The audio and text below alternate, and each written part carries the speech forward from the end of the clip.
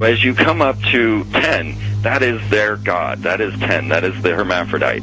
But if you stop at 9 and you skip to 11, skipping God, then you are a Luciferian. Because 11 is the number of the magician. It's the one step above. Once you have accomplished the tree of life, you are now the magician. You are one above 10. But they're doing it by skipping God.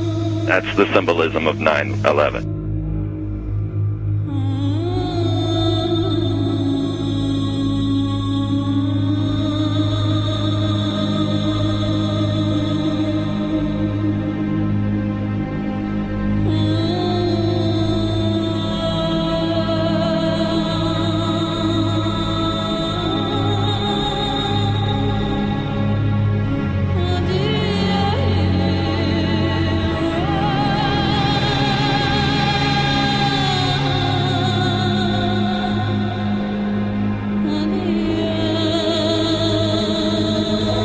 It is a big idea, a new world order. We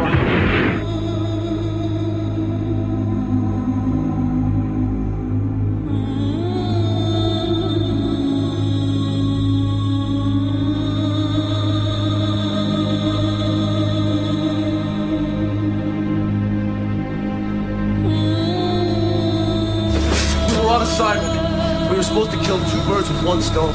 In Fight Club, Project Mayhem destroys a giant bronze spherical sculpture. This seems an obvious reference to the sphere at the World Trade Center complex. Trust me, everything's gonna be fine. In a pivotal scene reminiscent of 9/11, we see the destruction of skyscrapers and the change of a skyline.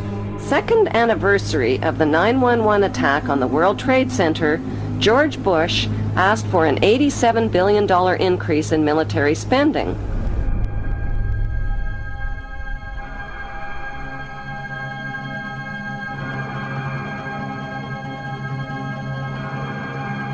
In 1904, Crowley would receive the Book of the Law soon after meditating in the King's Chamber of the Great Pyramid. He claimed he had been contacted by a being called Aiwass. Crowley would also use this symbol in his work. Some of its meanings are said to include a reference to the number 77 in Hebrew and a connection to the god Pan. Crowley made this drawing of a non-human intelligence he saw during a ritual.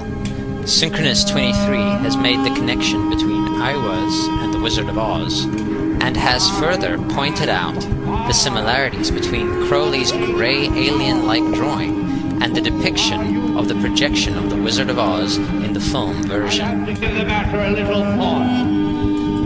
The much overlooked theory has been put forward on the internet that when we are looking at George W. Bush, we are actually seeing Aleister Crowley's grandson. I have suggested that this video footage of George W. Bush reading The Pet Goat, coinciding with the start of the 9/11 mega ritual, is in fact a dedication of the 9/11 mega ritual to the great god Pan by Aleister Crowley's grandson.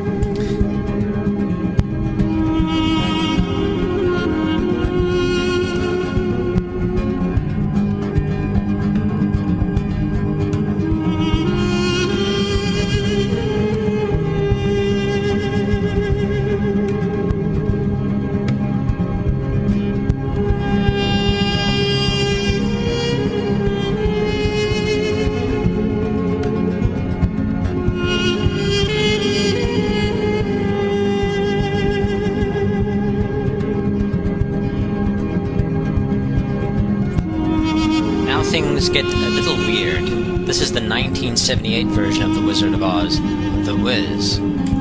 Again, we see the Emerald City connected to New York. On arriving at the end of the Yellow Brick Road, Dorothy and her companions go through the circular portal. Through the door, we see 3 pyramids. Behind the pyramid shape, in between the pyramid pillars of the World Trade Center, we see the sphere, the representation of the Kaaba.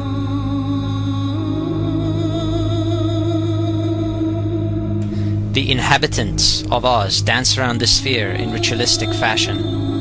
Fashioned in giant letters over the dome of the sphere, we see the word Oz. Oz, symbols of Pan and Aiwass, seen smack at the heart where the new Aeon was ushered in, and and where the Stargate was opened.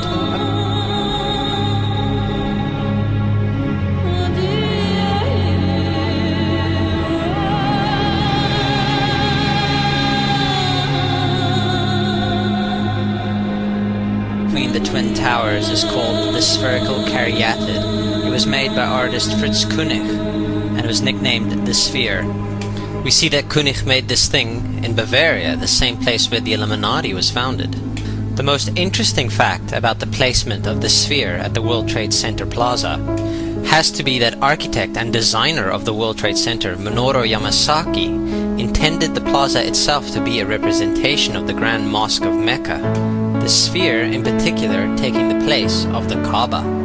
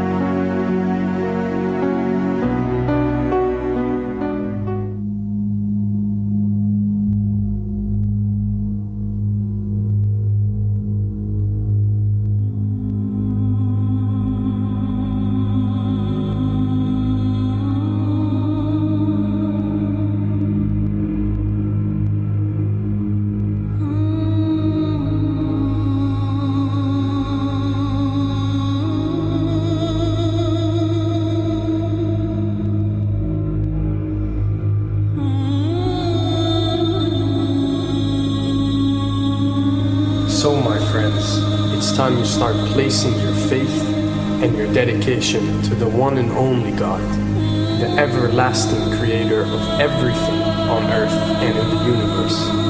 He is greater than anything our minds can comprehend. Do you know how many times Muslims are required to circle the Kaaba when they visit it? 7 times, each counterclockwise.